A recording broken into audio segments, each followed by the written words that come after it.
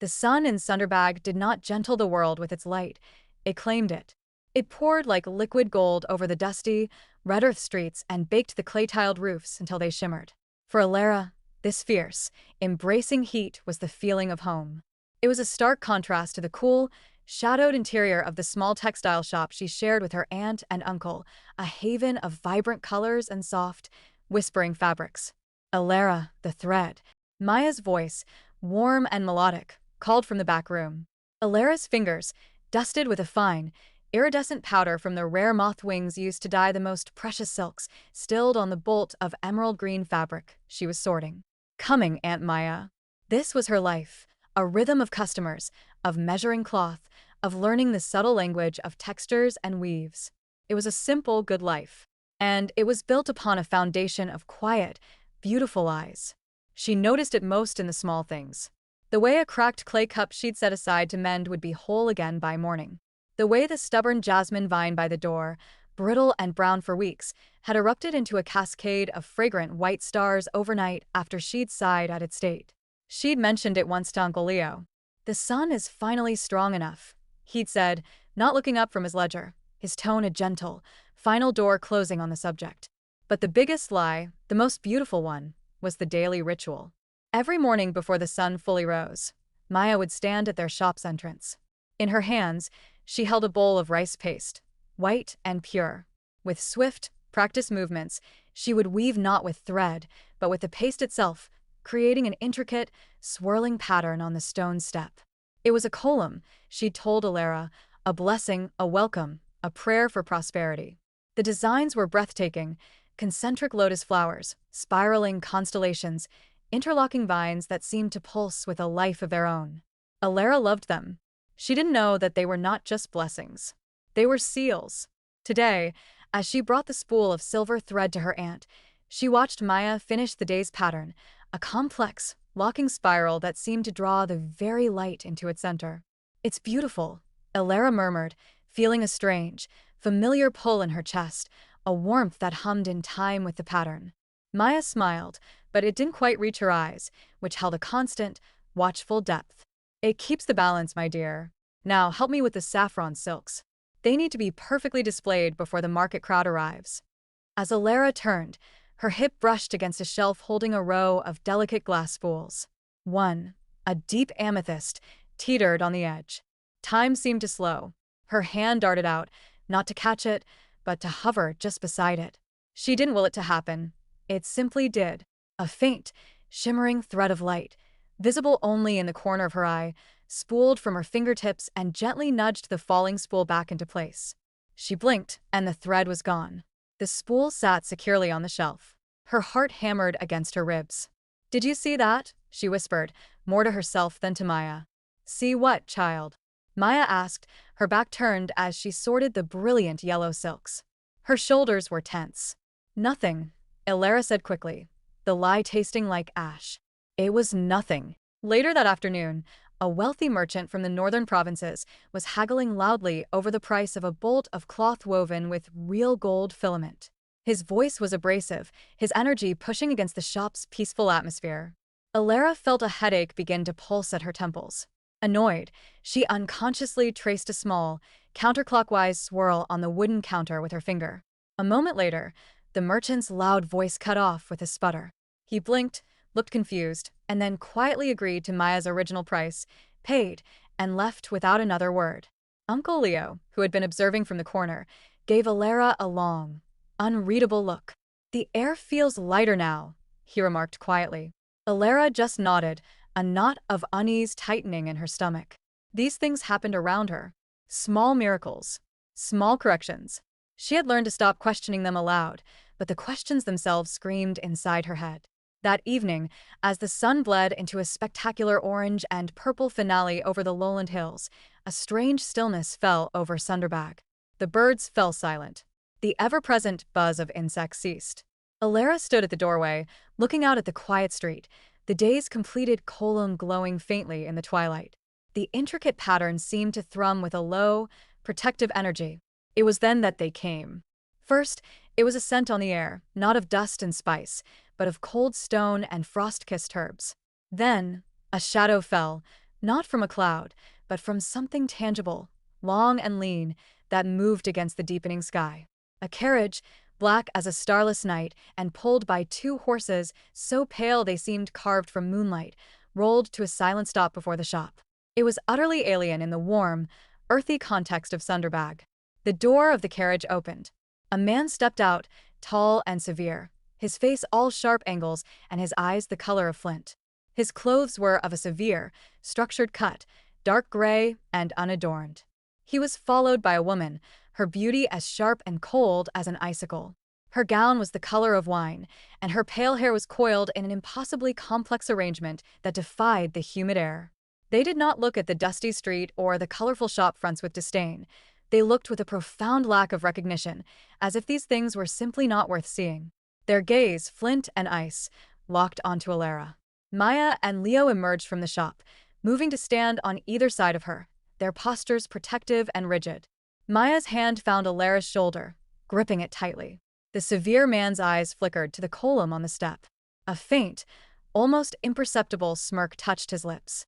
He raised a booted foot and, with deliberate, crushing finality, scuffed his heel across the center of Maya's beautiful, intricate pattern. The rice paste smeared into nothingness. And as the last line of the seal broke, Alara felt it. A dam inside her, one she never knew existed, cracked. A surge of power, vast and wild and terrifying, roared up from the core of her being, so potent it stole her breath. The jasmine vine by the door trembled, and every blossom on it burst open at once, their scent suddenly overwhelming. The man's flinty eyes showed no surprise, only a cold, grim satisfaction. "Alara," he said, his voice like the grinding of stone.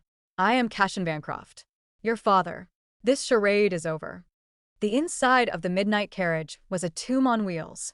Silence, thick and suffocating, pressed in on Alara, broken only by the rhythmic, unnaturally soft clatter of the pale horse's hooves. The seats were upholstered in a stiff, black velvet that offered no comfort, and the air smelled of pine needles and frost, a jarring contrast to the lingering scent of jasmine and dust on her clothes. She sat rigidly between Cassian and Serafina Bancroft. Her Aunt Maya's final, desperate embrace and Uncle Leo's grim, helpless expression were branded behind her eyes. They had not fought. They had only stood, their postures defeated, as the Bancrofts led her away. That, more than anything, told Alara the terrifying power of these people who claimed to be her blood. "You will find your sentimentality is a weakness," Serafina stated, her voice as cool and clear as a mountain stream. She did not look at Alara, but stared straight ahead at the lacquered wall of the carriage. "One we will cure you of." Alara's fists clenched in the folds of her simple, sun-faded dress. "They loved me." "They contained you," Cassian corrected, his tone flat and final. "Their primitive weaves dampened your power, stunted your growth. What you perceived as love was merely the maintenance of a cage. A cage I was happy in." The words burst from her, fueled by a fear that was rapidly curdling into anger. For the first time, Serafina turned her head. Her gaze was assessing, devoid of warmth. "A bird in a gilded cage is still a prisoner. We are offering you the sky. Do not mistake our methods for malice." Alara fell silent, turning to look out the window. But there was nothing to see. A strange, shifting gray fog had enveloped the carriage the moment they left Sunderbaga's outskirts, obscuring the familiar landscape. They were traveling through a void, untethered from the world she knew. After what felt like an eternity, the fog began to thin. The quality of the light changed, shifting from the golden haze of the lowlands to a cold, silvery gloom. The carriage emerged onto a steep, winding road carved into the side of a mountain. Below, nestled in a mist-shrouded valley, lay a city of stark, breathtaking severity. Ethelgard. It was a forest of granite spires and slate-roofed manors, all sharp angles and imposing grandeur. Where Sunderbag was all warm, organic curves and vibrant color, Ethelgard was monochromatic, a masterpiece of ordered stone. A cold, damp wind whipped through the carriage window, carrying the scent of wet rock and something else, something old and powerfully magical, but sharp and imposing, like the edge of a sword. The carriage did not descend into the city, but climbed higher, following the serpentine road to the highest peak. There, silhouetted against the leaden sky, stood Blackstone Manor. It was less a home and more a fortress, a brutalist structure of sheer walls and narrow, slit-like windows. It seemed less built upon the mountain than carved from it, a natural extension of the cold, unyielding stone. As they passed through the towering iron gates, Elara felt a sudden, oppressive weight settle over her. It was a feeling of being watched, judged, and found wanting by the very walls themselves. The air hummed with a low, resonant energy that made her teeth ache. This was not the warm, humming life of Maya's columns. This was a magic of dominance and control. They were met in the cavernous, echoing entrance hall by a line of servants dressed in stark gray, their faces as impassive as the statues that lined the walls. The hall was vast, its ceiling lost in shadow. The only light came from flickering sconces that cast long, dancing shadows, making the stone gargoyles perched on the corbels seem to twitch with malevolent life. "This is your heritage, Elara," Cashin said, his voice echoing in the stillness. "Strength, order, power. Not the chaotic, sentimental dribble you were raised with." "Where is my room?" Elara asked, her voice small, wanting only to be away from their piercing gazes. "All in good time," Serafina replied. "There is something you must understand first." She led Elara down a cold, torch-lit corridor to a large, circular chamber. It was a gallery of portraits, each depicting a severe-looking man or woman with the same flinty eyes as Cashin. But at the end of the gallery, the style changed. One portrait was smaller, set slightly apart. It showed a boy, perhaps 16, with hair as pale as Serafina's and a faint, hesitant smile. Unlike the others, his eyes held a touch of warmth, a hint of the chaos Elara associated with home. "This," Cashin said, his voice dropping into a gravelly register of something that might have been grief, but sounded more like fury, "was your brother, Finian." Elara stared at the boy's face. "A brother?" She had a brother. "What happened to him?" she whispered. "He was a weaver like you," Serafina said, her words precise and sharp as shards of glass. "He was weak. He embraced the chaotic, emotional side of his power. He could not control it. One day, his emotions overwhelmed him, and his own magic unraveled him." Alara's blood ran cold. "Unravel." "He ceased to exist," Cashin stated bluntly. "Not a trace left. The power you possess is not a toy. It is a weapon that can turn on its wielder. Your caregivers in Sunderbag understood this only in the most primitive sense. They sought to smother it. We will teach you to master it, to command it. Your brother's fate is what awaits you if you fail." The warning hung in the cold air, more binding than any chain. This was why she was here. It wasn't a reunion. It was an intervention. A brutal, necessary correction to prevent her from spontaneously ceasing to be. They finally led her to a room on the highest floor. It was large but felt like a cell. The walls were bare stone, the floor polished granite. A narrow bed with a thin mattress and a single gray blanket stood against one wall. There was a small, heavy desk and a single, unlit candle. The only window was a tall, narrow slit, offering a dizzying view of the misty peaks and the city far below. The door closed behind her with a definitive, heavy thud. Elara stood alone in the center of the room, the cold of the stone seeping through the soles of her shoes. She walked to the window and placed her hands on the icy ledge, looking out at the foreign, terrifyingly beautiful vista. This was not the sky they had promised. This was a different kind of cage. A gilded one, perhaps, forged of ancient stone and terrible secrets, but a cage nonetheless. And as the first tears, hot and furious, traced paths down her cheeks, she felt the wild, untamed power inside her stir in response, a silent, raging storm against the unyielding stone. Alara's training began at dawn with the sound of a key turning in the lock of her room. A stern-faced woman in gray, introduced as Mistress Valeria, led her in silence to a chamber deep within the heart of the manor. This room, the Geometricum, was a stark, circular space. The walls, floor, and ceiling were all seamless, polished black obsidian, reflecting the cold light of a single, floating crystal in the center of the room. There were no windows, no decorations. It was a void designed for absolute focus. Cashin and Serafina were already there, waiting. "Your power, as you have experienced it, is formless," Cashin began, his voice echoing in the sterile space. "It is a wild vine, growing where it will. Useful for mending cups and pleasing flowers, perhaps. But ultimately weak. Unreliable." He held out his hand. On his palm lay a rough, gray stone. The magic of the Vancrofts is geomancy. The magic of stone. It is strength. Permanence. Order. He closed his fingers. When he opened them, the stone had been reshaped into a perfect, intricate cube, its facets gleaming. We do not ask the stone. We command it. Alara felt a cold knot tighten in her stomach. Your first lesson, Seraphina said, stepping forward. She placed a small lump of granite on a pedestal before Alara. You will feel the essence of the stone. You will not impose your will upon it, as you do with your weaves. You will find its inherent structure, its lattice, and you will persuade it to change. Alara stared at the rock. In Sunderbag, her magic had been an extension of her emotions, a flick of frustration to nudge a spool, a surge of affection to make a plant bloom. This was different. This was like being asked to hear the heartbeat of the stone. She reached out a trembling hand, not touching it, and tried to reach for that well of power inside her. She felt it, a warm, shimmering pool, eager to flow. She tried to push it towards the stone, to wrap around it like a thread. A searing jolt of pain shot up her arm. She cried out, snatching her hand back. The obsidian walls seemed to pulse, absorbing her failed attempt and reflecting back a wave of oppressive energy. No. Cashin's voice was a whip crack. You are pushing. You are trying to force it with your chaotic energy. You must be still. Empty yourself.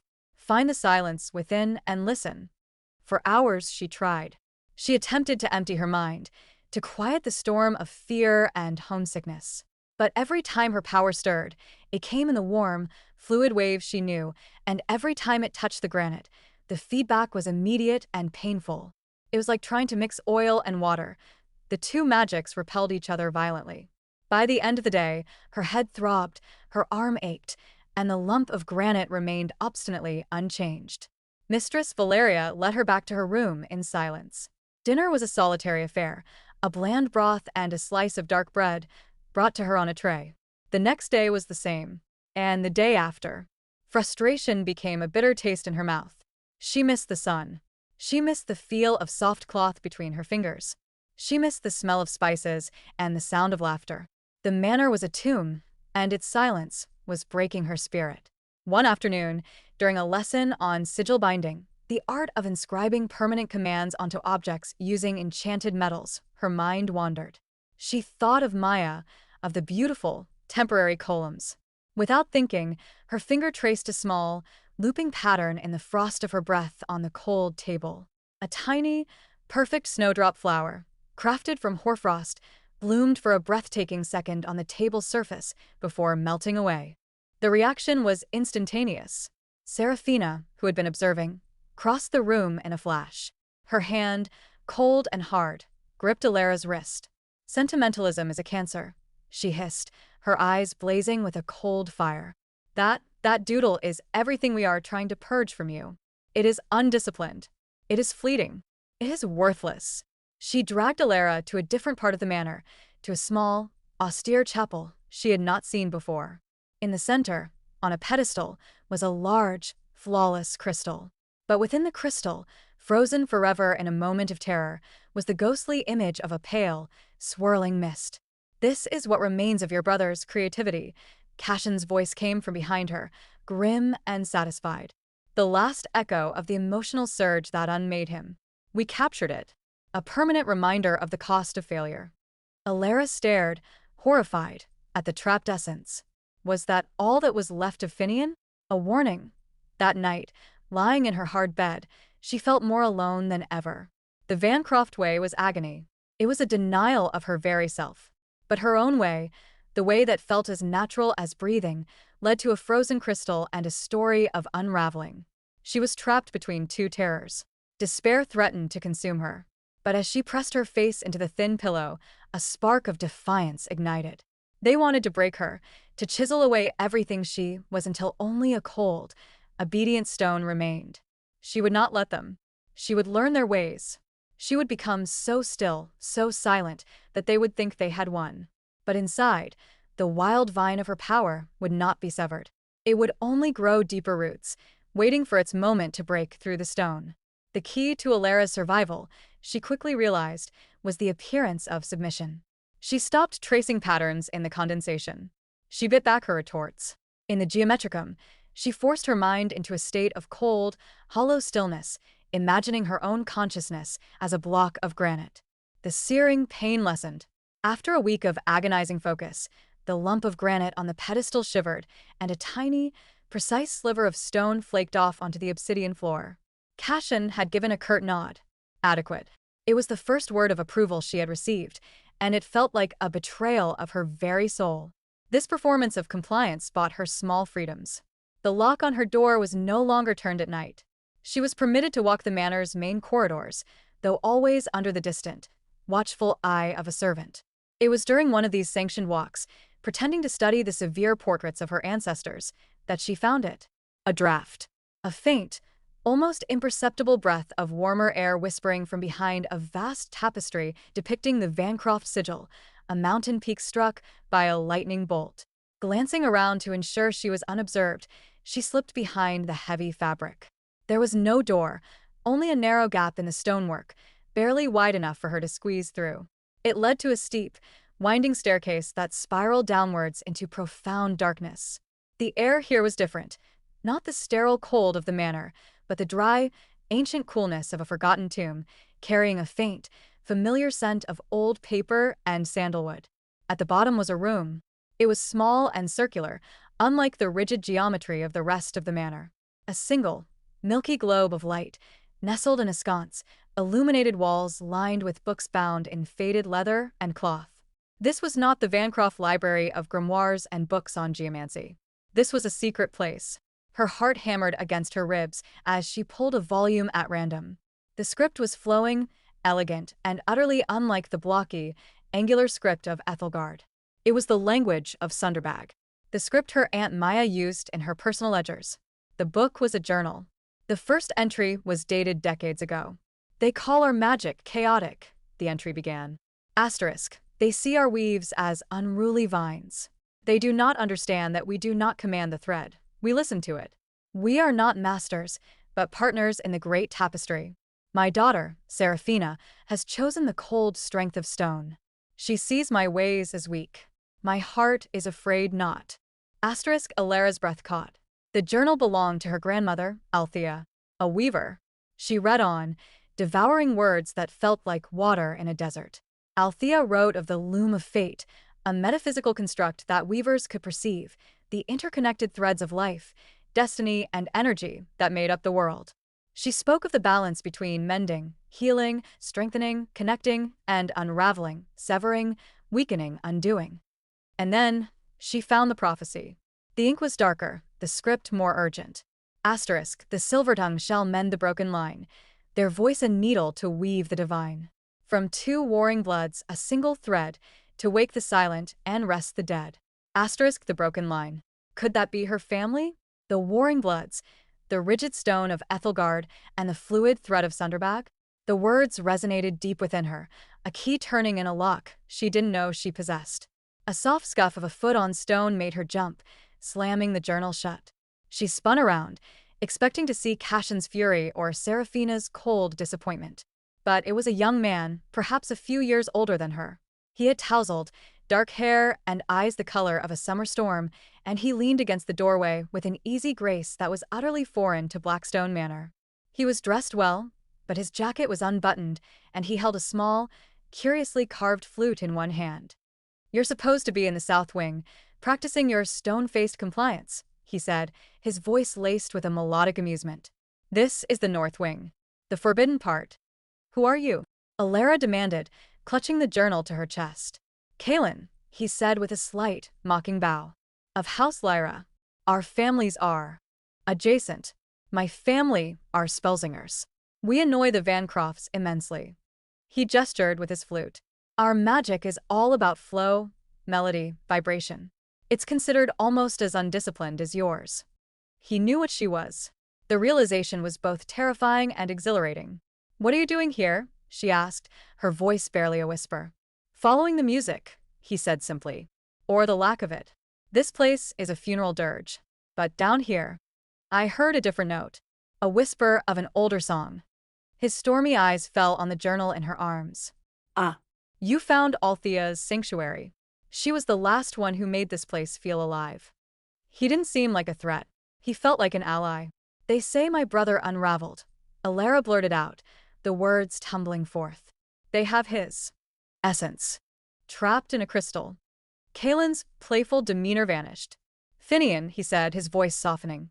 He was a good person. Too much heart for this place. I don't believe he unraveled himself, Alara. I think the stone, the pressure, the denial of what he was. I think it tore him apart. They didn't capture his chaos. They captured his scream. The truth of his words hit her with the force of a physical blow. It wasn't her magic that was the danger. It was the suppression of it. Can you help me? She asked, the vulnerability in her voice stark and unguarded. Kalen looked at her for a long moment, then nodded. The silver tongue won't mend anything by being a silent, obedient rock. I can help you hear the music again. But you'll have to be careful. More careful than you've ever been. For the first time since arriving in Ethelgard, Alara felt a flicker of genuine hope. She was not alone. She had her grandmother's words, and she had a potential ally. The Vancrofts had their fortress of stone, but she had just found a hidden thread, and she was learning how to pull. The secret library became Alara's sanctuary, a pocket of warmth in the stone-cold heart of Blackstone Manor. In the deep hours of the night, guided by Kalen's knowledge of the manor's less-traveled passages, she would steal away to devour her grandmother's words. Althea's journals spoke of magic not as a weapon to be wielded, but as a language to be learned, a dialogue with the world. It was during one of these late-night studies that she first heard it. It began as a vibration, so low it was felt more than heard, a subaudible hum that made the marrow of her bones ache. She paused, her finger resting on a passage about mending a fractured water spirit. The single light globe in the secret room flickered. Star, help, asterisk. The word was not a sound in the air, but a thread of pure, desolate meaning that slipped directly into her mind. It was the psychic equivalent of a cold tear tracing its way down her spine. Alara froze, her breath catching in her throat. Kalen, she whispered into the stillness. But Kalen was not there that night. She was alone. The following day, during another grueling session in the Geometricum, the presence returned. As Cashin droned on about the immutable lattice of mineral truth, a wave of profound sorrow washed over her, so potent it threatened to shatter her carefully constructed facade of calm. It was accompanied by a faint, melodic whispering, like wind through long-forgotten leaves, a sound that spoke of vast forests and sun-dappled glades. Everything Ethelgard was not. Star, the silence. It eats. Asterisk this time, the thread of meaning was clearer. It was coming from below, deep below. That night, she confronted Kalen in their hidden library. There's something in the manor, she said, her voice trembling. Something trapped. It's speaking to me. Kalen's stormy eyes grew serious. He nodded slowly. The whisper in the stone. It's an old story. Most think it's just the wind in the deep foundations. It's not the wind, Alara insisted. It's in pain. What is it? My family's tales call it a Xylos, Kalen said, lowering his voice. A ancient nature spirit, a guardian of the living world. The stories say the first Vancroft, the one who built this manor, didn't just find this mountain. He conquered it. He subdued the spirit that lived here, bound it with a powerful, terrible weave he stole from a Sunderbag master, and tethered its life force to the foundations of Blackstone. Alara felt sick. They're draining it. That's the source of their geomancy, Kalen explained grimly. The reason their magic feels so strong and so dead. It's not their power. It's stolen. Parasitic. They use the Xylos' energy to command the stone, to maintain their dominance.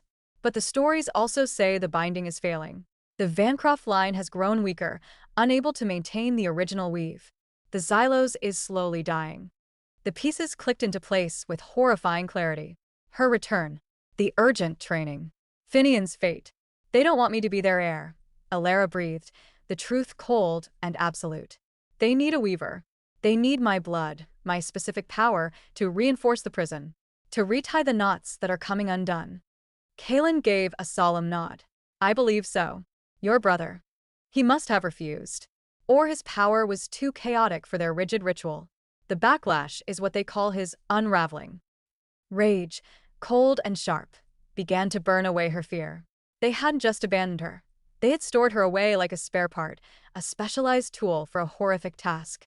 They were not preparing her to inherit an empire, but to become the chief warden of a torture chamber. Driven by a new, fierce purpose, Elara began to experiment.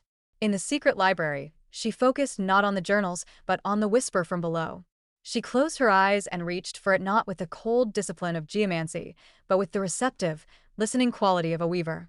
She imagined her consciousness as a single, silken thread, spinning downwards through layers of cold stone, seeking the source of the sorrow. It was difficult. The manor's innate magic repelled her, a constant static of imposed order.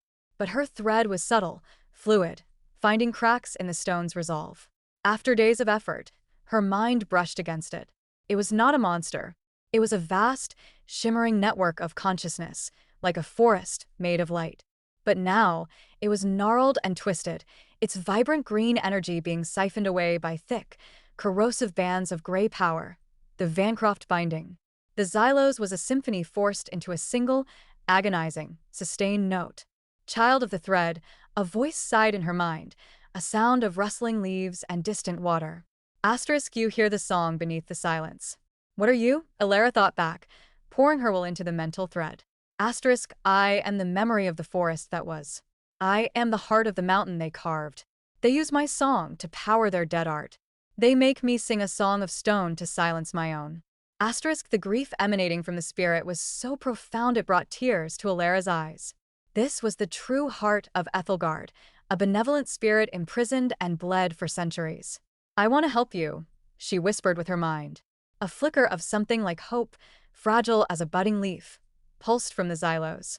Asterisk, the bindweave is of your people's making, though corrupted. You see its threads. You can influence them, but beware. They feel every tremor in their cage. Asterisk, the connection faded, leaving Elara shivering in the dark library. The scope of her task was terrifying. She wasn't just fighting her parents, she was challenging the very foundation of their power, a foundation built on a centuries-old atrocity.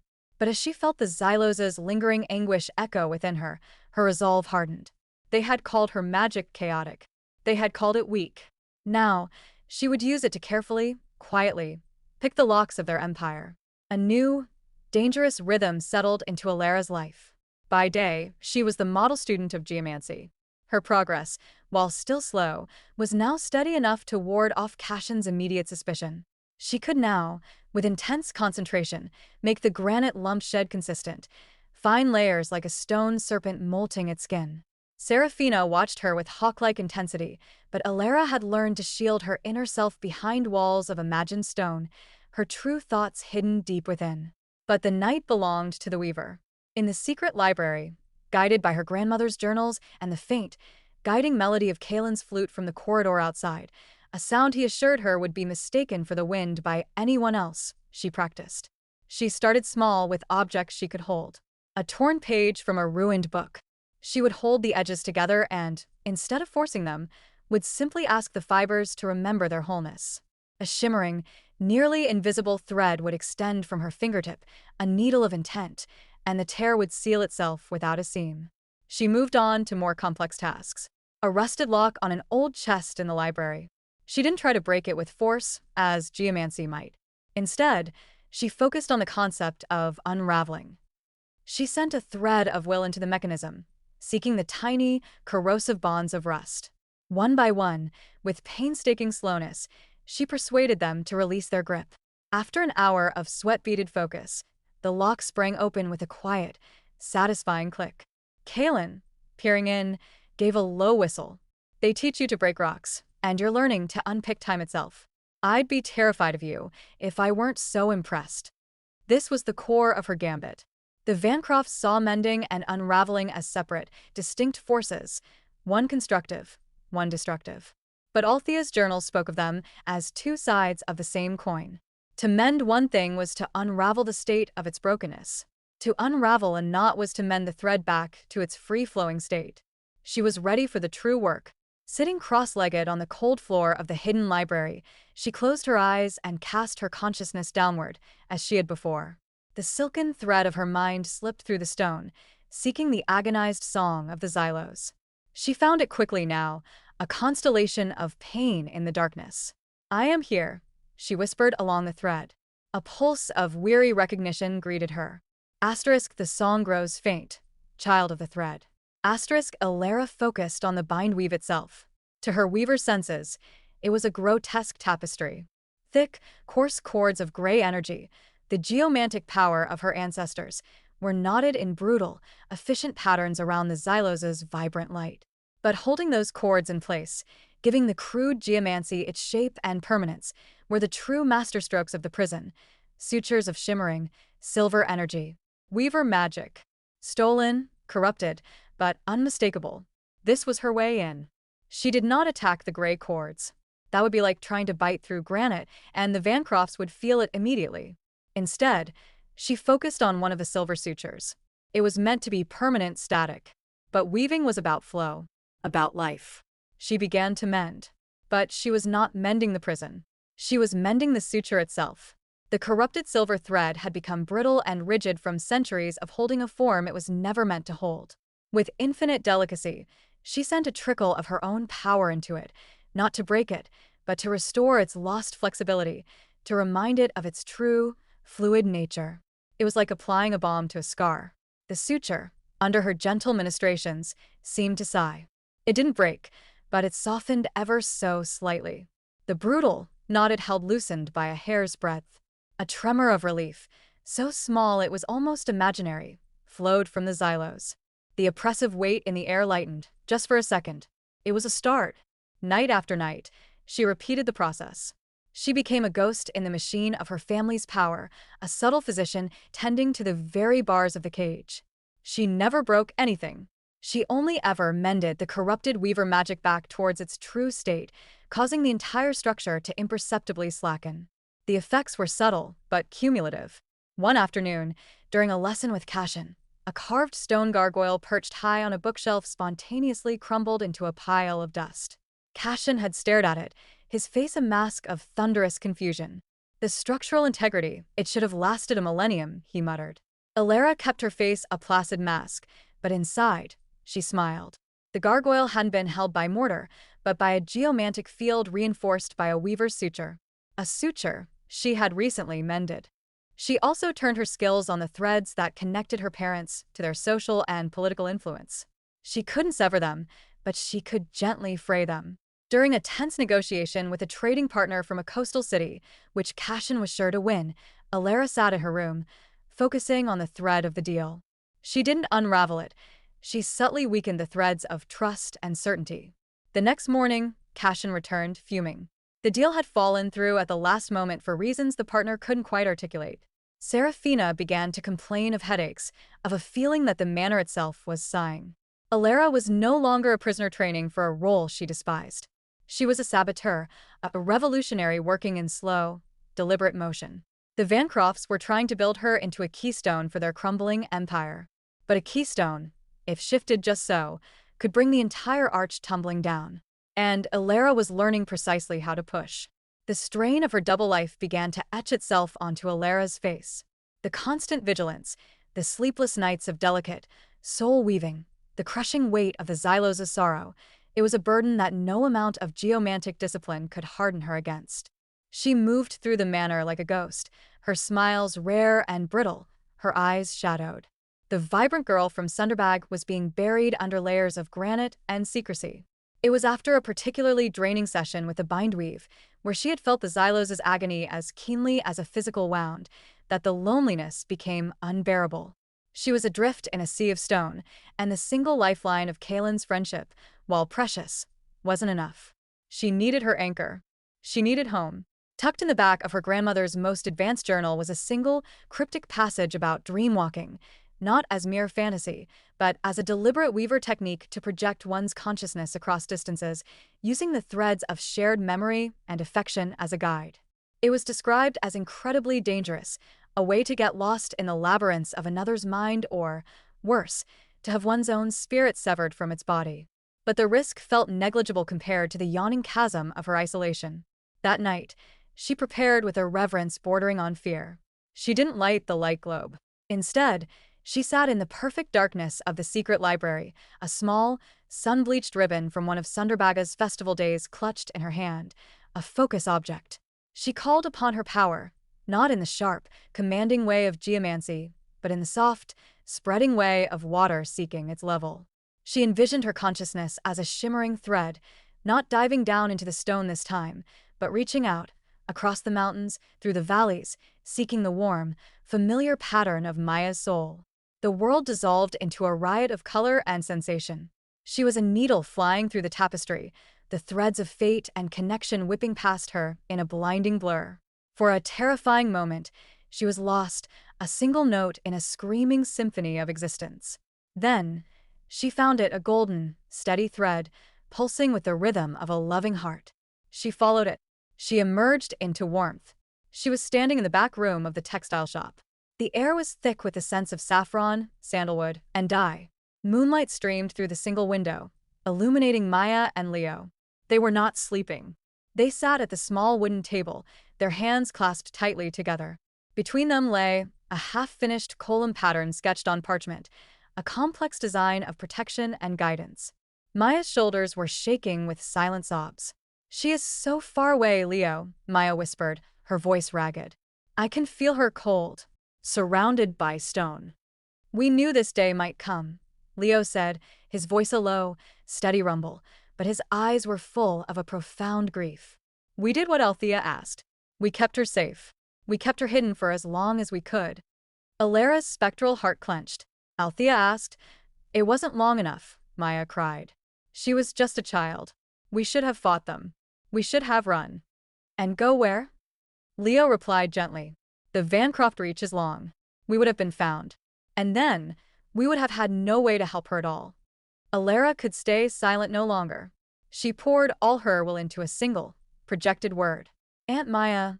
Both their heads snapped up. They couldn't see her, but they felt her. Their gazes swept the room, not with fear, but with a desperate, hopeful intensity. "Alara?" Maya breathed, her tears stopping. "My child, is that you?" "I'm here," Alara sent, the thought flowing along the golden thread between them. "I'm learning. I'm fighting." She poured her experiences into the connection, not in words, but in feelings. The crushing cold of Blackstone, the brutal lessons, the discovery of the secret library, the horrifying truth of the Xylos, her fragile alliance with Kalen. She felt their horror and their fierce, protective pride in return. "The Xylos," Leo murmured, his mind touching hers with a surprising strength. "So, the old stories are true. The Vancroft power was always a lie built on a theft." "Grandmother's journals," Alara pressed. "You said she asked you to hide me." A new stream of memory flowed from Maya, tinged with sorrow and love. Alara saw a much younger Maya, holding a 2-year-old child, as a frail but formidable Althea Vancroft, her eyes blazing with a mixture of fear and determination, pressed the child into her arms. "They will come for her," Althea's voice echoed from the past. "My daughter and her husband, their hearts have turned to stone. They see her not as a child, but as a tool. A key. They believe her weaver blood, combined with their geomancy, can make the prison eternal. They will break her to do it. You must hide her. Love her. Let her magic grow in the sun, not be crushed in the dark. The patterns I have taught you, use them. Dull her spark. Keep her safe until she is strong enough to understand." The truth was a devastating wave. Her parents hadn't just abandoned her to teach her strength. They had hidden her from a fate worse than death, being turned into a permanent battery for a centuries-old atrocity. Maya and Leo weren't just caregivers. They were fellow conspirators in her grandmother's rebellion. "They want me to renew the binding," Alara sent, the realization crystal clear. At the Equinox Gala. You must not." Maya's thought was a sharp maternal command. "That ritual would consume you. It would tie your life force to the Xylos' prison. You would become a part of the cage forever." "I know," Alara replied, a new, steely resolve forming within her. I have a different plan." She shared the barest outline, her subtle sabotage, her intention not to reinforce the prison, but to break it. To mend the Xylos. She felt their fear for her, a palpable, warm terror. But beneath it was a thread of unwavering belief. "You are your grandmother's heir in spirit, not just blood," Leo sent, his mental voice thick with emotion. "Be careful, little weaver. Be cunning." The connection was fraying. The immense distance and the strain of maintaining it were pulling her back. She felt herself dissolving, the warm, spice-scented room fading. "I will come home," she promised, a final, fervent whisper along the thread. Asterisk, I promise. Asterisk, then she was back. The cold of the obsidian room slammed into her, and she collapsed onto the floor, gasping, the sunderbag ribbon clutched to her chest like a holy relic. She was exhausted, spiritually drained, but for the first time since her arrival, she felt whole. She was not a tool. She was not an heir. She was a weapon her grandmother had secretly forged, and now, she was being aimed at the very heart of her family's corruption. The Vancrofts had their stone and their secrets. But she had a thread, and it was tied to home. A new, palpable tension infested Blackstone Manor. It was in the way the torches guttered as if gasping for air, in the way the stone floors seemed to groan underfoot with a deeper, more pained resonance. The air, always heavy with geomantic power, now thrummed with a volatile instability, like a great bell that had been struck and was shuddering towards its breaking point. The equinox was 2 weeks away. Cassian and Seraphina became figures of sharp, frantic energy. Their cold composure cracked, revealing the desperation beneath. The lessons in the Geometricum intensified, shifting from fundamental control to the specific, brutal geometries of the eternal bonding ritual.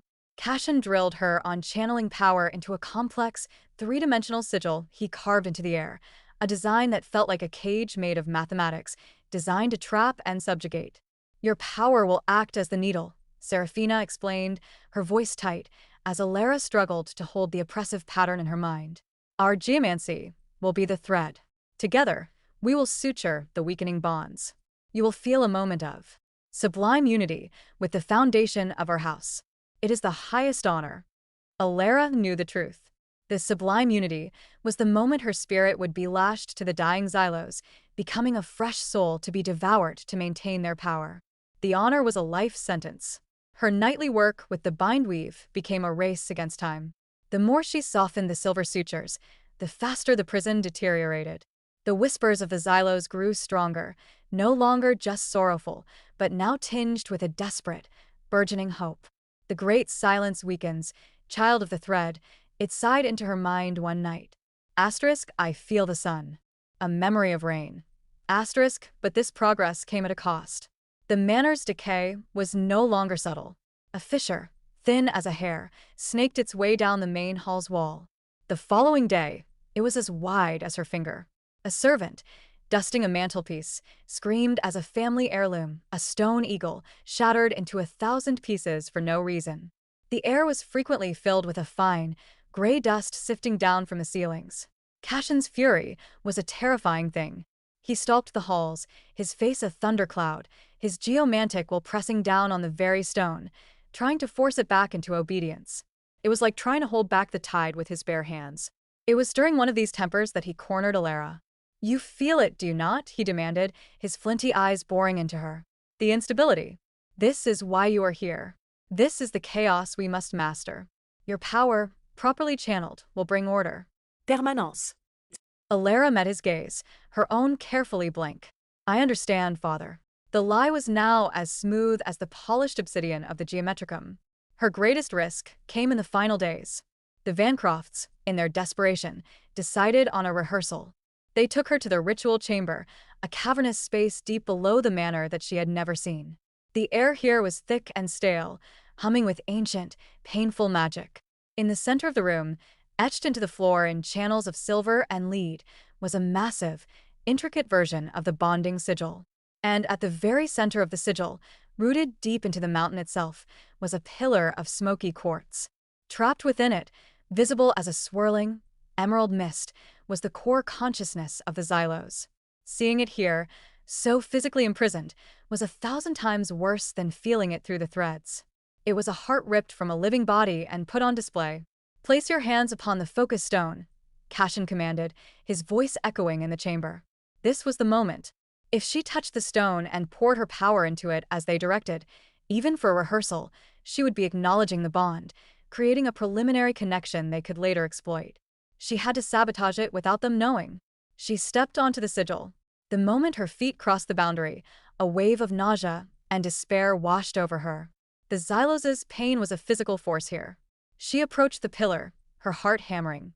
She could feel her parents' wills, sharp and demanding, poised behind her. As her hands hovered over the cold quartz, she had an idea. A dangerous, brilliant idea born from her grandmother's journals. They wanted her to be the needle.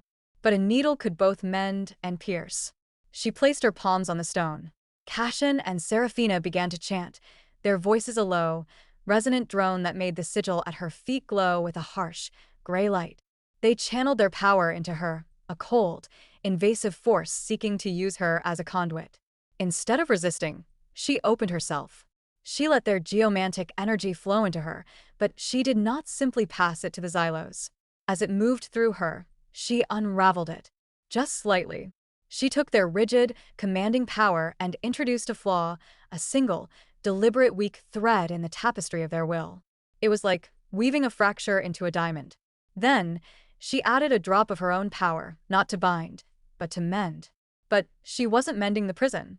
She directed that single, pure thread of weaver magic not at the bonds holding the Xylos, but at the spirit itself, aiming for the core of its agony. For a split second, she felt it.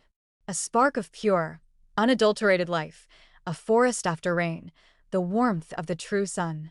The Xylos shuddered within its prison. The effect on the manor was immediate and violent. The entire chamber shook.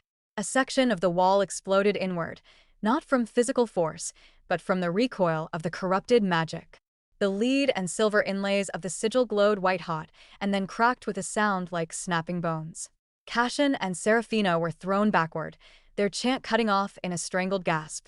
Alara staggered back from the pillar, clutching her hands to her chest, feigning shock and terror. What happened? I did what you told me. Cassian rose, his face a mask of fury and confusion.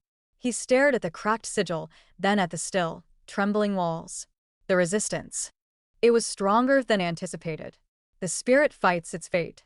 He looked at Alara, not with suspicion, but with a frantic reassessment. Your connection is potent, more than I realized. Good. At the equinox, that power will be the key.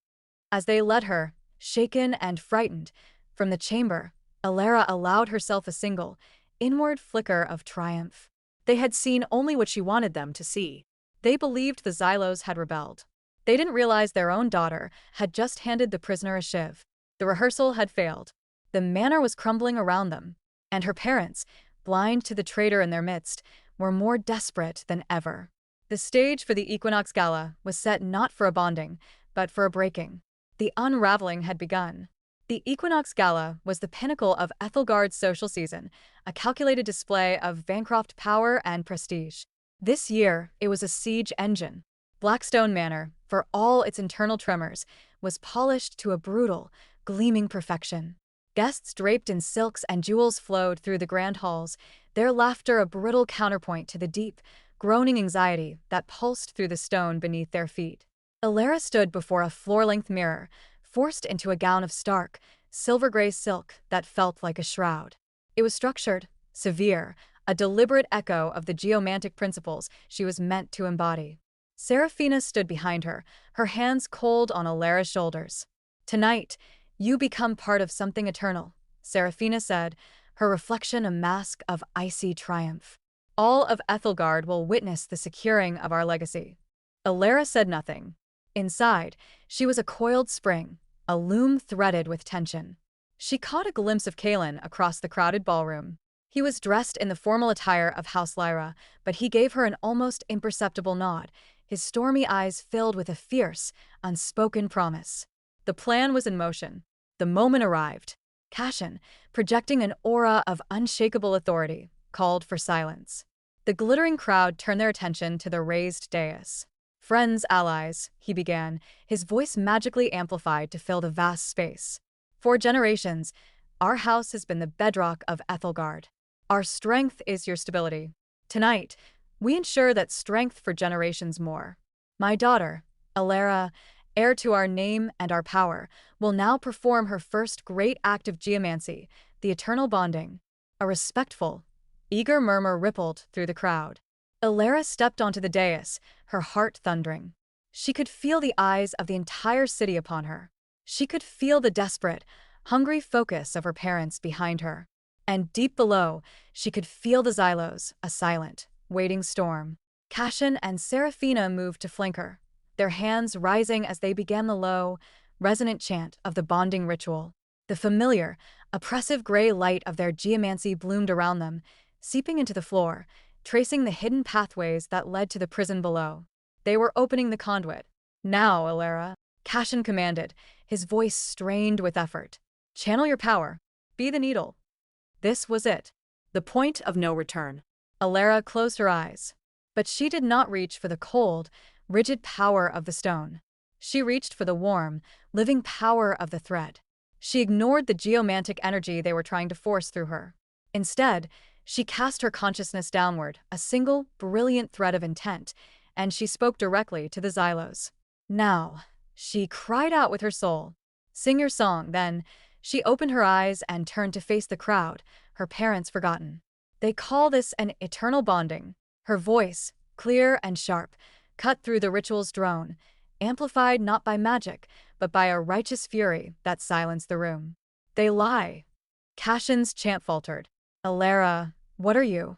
She raised her hands, not towards the ritual, but towards the air itself, and she began to weave. Threads of light, silver and vibrant green, spilled from her fingertips. They were not the harsh lines of geomancy, but the fluid, living curves of a weaver's art. In the air above the stunned crowd, she did not create a cage. She created a tapestry, a moving, living projection of the truth. The guests gasped as images formed in the shimmering weave, the beautiful, suffocating columns of Sunderbag, not as blessings, but as seals. The brutal training in the Geometricum, the portrait of Finian, followed by the horrifying sight of his essence trapped in crystal. And finally, the core of it all, the Xylos, the magnificent nature spirit, shone in its true, vibrant glory before being bound, corrupted, and drained by the brutal, gray cords of Vancroft magic. "This is the source of their power," Alara declared, her voice ringing with conviction. "A stolen life, a tortured spirit. They haven't brought me here to be an heir. They need me to be a new lock on a cage that is rightfully breaking." Chaos erupted. Cassian roared in incoherent fury. Seraphina screamed, "Stop her." But it was too late. Alara had not been strengthening the prison. She had been patiently, carefully unraveling its core supports. And now, with the ritual conduit wide open and the entire structure at its most vulnerable, she delivered the final blow. She turned from the tapestry of truth and faced the dais. She poured every ounce of her being not into binding, but into mending. She aimed the pure, undiluted power of a weaver at the heart of the corrupted bindweave, at the very spirit they had imprisoned. The mending was not a gentle act. It was a tsunami of life and truth crashing into a dam of lies and death. A sound like a mountain cracking in two tore through the manor. The floor of the ballroom heaved. The massive chandeliers swung wildly, casting crazed shadows. From the fissures in the stone floor, not dust, but a brilliant, emerald light erupted, and with it came a sound, the first true, unadulterated song of the Xylos. It was the sound of forests growing, of rivers flowing, of life reclaiming its own. The pillar in the ritual chamber below did not crack. It bloomed. The smoky quartz shattered into a million glittering motes, and the Xylos rose. It was not a monster. It was a being of pure, rejuvenating energy, a wave of verdant light that washed through the manor. Where it touched, the rigid, cold stone softened. Dead ivy on the outer walls burst into leaf and flower. The very air itself lost its sharp, oppressive edge and became fresh and clean. The gray light of Cassian and Seraphina's geomancy sputtered and died. As the Xylos' power washed over them, they cried out, not in pain, but in profound loss. The parasitic connection that had fueled their magic for generations was severed. The stolen strength was gone, leaving them hollowed out, mundane. They collapsed to their knees on the broken dais, not in triumph, but in absolute, devastating defeat. The gala was in ruins. The guests stared, stunned, at the transformed manor, at the weeping, broken Vancrofts, and at the young woman standing tall amidst the chaos, the threads of light still dancing around her like a crown. Alara looked at her parents, their legacy unmade around them. She had not just refused to be their heir. She had not just freed a prisoner. She had mended a centuries-old wound in the world, and in doing so, had broken their empire forever. The silence in the wake of the cataclysm was more profound than any noise that had preceded it. The last echoes of the Xyloses' song faded, leaving a world fundamentally altered. The guests had fled, their whispers of scandal and awe already seeding the wind that would carry the truth across the land. Blackstone Manor no longer felt like a fortress. The stones, once radiating imposed order, now simply were cool, ancient, and finally at peace. In the center of the shattered ballroom, Alara stood, the silver threads of her power dissipating like morning mist. Before her, Cassian and Seraphina Vancroft huddled on the cracked dais. They were not just defeated, they were erased. The brilliant, cutting aura of their geomancy was gone, extinguished as completely as a snuffed candle. Their postures, once rigid with pride, were now slumped, their fine clothes seeming like costumes they had no right to wear. They looked like what they were: two ordinary people, hollowed out by the sudden, absolute absence of the power that had defined them for centuries.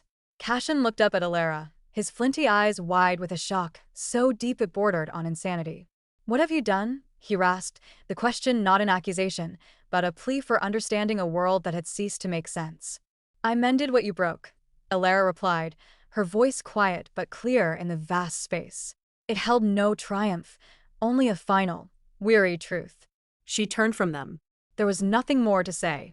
They were no longer her keepers, her teachers, or even her adversaries. They were a chapter she was closing. Her steps took her not to the main gates, but deeper into the manor, down to the chamber that was once a prison. The pillar of smoky quartz was gone, replaced by a natural spring of clear water that bubbled up from the bedrock, surrounded by a carpet of soft, glowing moss.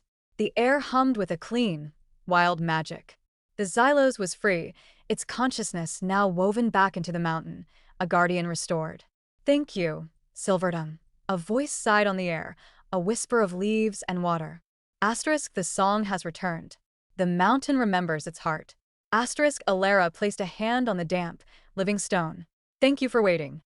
When she emerged into the main hall, Kalen was waiting for her, a genuine smile gracing his features for the first time. "You were magnificent," he said. "You didn't just break a cage. You planted a forest in its place." "I couldn't have done it without you," she said, meaning it. "Without the music." He offered her his arm. "What now, Weaver of Ethelgard?" She took it, a small, true smile finally touching her own lips. "Now, I go home." The journey back to Sunderbag was not a flight through a magical fog, but a slow, deliberate trek through a world coming alive with a new spring. She traveled with Kalen and a small contingent. From House Lyra, who treated her not as a fallen heiress or a dangerous weapon, but as a respected friend. She saw the land with new eyes, feeling the subtle, grateful shift in the very earth as they moved further from Ethelgard. When the familiar, sun-baked roofs of Sunderbag appeared on the horizon, her breath caught. It looked the same, yet everything was different. She was different. The door to the textile shop flew open before she even reached it. Maya and Leo stood there, their faces streaked with tears, their postures braced for a ghost. But when they saw her, whole, steady, and with a new, unshakable light in her eyes, they rushed forward, and she was enveloped in an embrace that felt like the true end of her long, long journey. She was home. Days turned into weeks. Alara did not speak much of what had happened, and they did not press. They saw it in the way she carried herself, in the peaceful certainty that had replaced the latent anxiety of her youth. She helped in the shop, her fingers now weaving thread with a conscious joy, each stitch a tiny, happy mend. One evening, as the sun set, painting the sky in hues of orange and violet, she took a bowl of rice paste and stood at the doorstep. Maya and Leo watched from the doorway, silent. Alara did not recreate one of the old, ceiling patterns. Instead, she began to weave a new one. Her movements were fluid, confident. She created a design of interlocking spirals, one of stone and one of thread, not fighting, but supporting one another, flowing into a single, harmonious center. It was a column of balance, of unity. It was not a seal to contain power, but an invitation for it to flow in peace. As she finished the final line, the pattern glowed with a soft, silver-green light for a moment before settling into the stone. Maya let out a soft, happy sob. "Oh, Alara." Leo put a heavy, loving arm around his wife's shoulders. "Althea would be so proud." Alara stood back, looking at her work. She had spent her life being woven by others, hidden by her grandmother, contained by her aunt and uncle, manipulated by her parents. She had been a thread in everyone else's tapestry. No more. She had unraveled the lies. She had mended a broken spirit. She had balanced two warring magics not by conquering one with the other, but by showing them how to coexist. Now, she was the weaver. The loom was hers. And the tapestry of her life, finally, was her own to design.